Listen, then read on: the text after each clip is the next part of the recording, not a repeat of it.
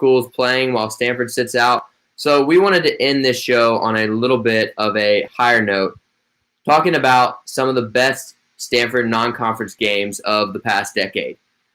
I mean, this would be the non-conference season in a normal college football season. We've seen some non-conference games in other conferences, but Stanford, regardless of what happens this year, won't play a single non-conference game. So it'll be an all Pac-12 schedule, maybe a bowl game waiting at the end. So we want to talk about what we've lost, and maybe it'll be cathartic for us and help us not feel so bad about this season. So Daniel, I'm going to let you begin. Give me your top 3 best Stanford non-conference games of the past decade. I'll start with my top. November 26, 2011. Number 4, Stanford. Number 22, Notre Dame. Stanford comes out on that one, 28-14, in the final game of Andrew Luck's home career in the Stanford Cardinal uniform. He ends his career as the all-time touchdown passing leader, had 4 touchdowns that game, 233 yards, which was a lot back in the day when he was passing for the Cardinal.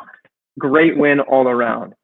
Then the year before that, September 25th, 2010, this time in South Bend, Stanford wins to go 4-0 to start the season. Their first win in Indiana at South Bend since 1992. They win despite some luck interceptions. They would lose the next week to Oregon, but then go on to win out for the rest of the year. And then my most recent, and you'll notice a little bit of a theme here, but number 20 Stanford over number 9 Notre Dame in 2017. Notre Dame was winning that game heading into the fourth quarter, and Stanford blew it open, won by 38-20. I love watching Notre Dame lose, but it comes at the hands of Stanford. A little bit better, a little bit sweeter. Those are my top three non-conference games in the past decade. That reminds me, you know what the worst part about other schools playing while the Pac-12 sits out is? We're seeing Notre Dame on the field. Notre Dame has got this huge national spotlight. They got NBC pumping them up every weekend. They're playing a bunch of trash ACC teams.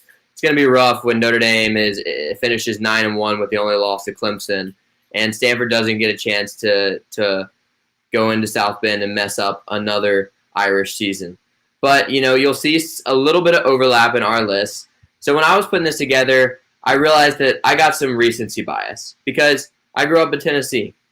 I didn't know that Stanford existed. I thought it was that school in Birmingham called Samford. But then I found out that there's this great place out west, and I decided that's where I wanted to go to school. But I really didn't start paying attention too much until Stanford football, beyond like Andrew Luck and Toby Gerhart and the parts that everybody knew, until the second half of this decade. So you will definitely see a significant sway to that side. Daniel, you are our Cardinal historian, so I'm glad you added some older games back in the glory days, and I can help fans remember some of the few bright spots of our more recent years. So coming in number 3, I have to place a bit of a dark horse here. 2018 opener, Stanford 31, San Diego State 10. And that game was so cathartic because if you remember the year before, Stanford went down to San Diego State with Keller Chris starting at quarterback and played like absolute trash, lose in pretty boring fashion, honestly. If you're going to lose, at least make it exciting. And then the next year, they got to open it up with San Diego State. With KJ Costello at quarterback, Bryce Love coming back, we were more confident, but it didn't necessarily start off so well. But then Stanford's offense found its rhythm, not with Bryce Love on the ground, but with J.J. Arcega-Whiteside through the air. He had 226 yards and 3 touchdowns in that game, went absolute beast mode, catching balls over everyone, and showed us what Stanford's offense would look like that season ultimately, which was a pass-heavy offense. And honestly, didn't always work, but it was a lot of fun to watch that KJ to JJ's connection. Then number 2, this one might have shown up on your list, so, you know, not quite as original as I want. But 2017, Stanford 38, Notre Dame 20, in what was one of the wildest fourth quarter sequences I've ever seen. And so this was my first year on the farm. That was one of my first games in the press box. I was hyped up. I was trying not to cheer. That's a very difficult thing to do, folks, if you've never had to sit in the press box and watch your team get a big win and not be able to do any of the hooting and hollering you want to do. But that game, once again, was not going great through three quarters. Stanford was in it, but they were trailing.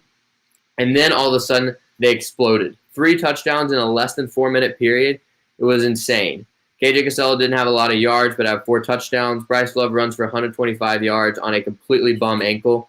I mean, he was limping on the sidelines, could barely put weight on it, but somehow he gets in the game, and he can freaking fly.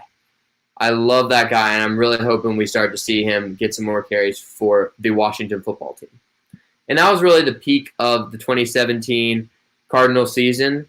At that point, they were 9-3, sneaking into the top 15 in the country. Then they blow it against USC in the Pac-12 championship game and keep me from going to the Rose Bowl.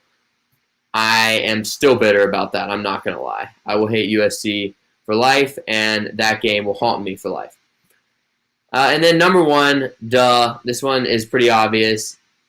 November 2015, Stanford 38, Notre Dame 36. The Conrad Ukapina game. He hits the game-winning field goal as time expires. Stanford keeps Notre Dame out of the playoff. That honestly might have been the best part.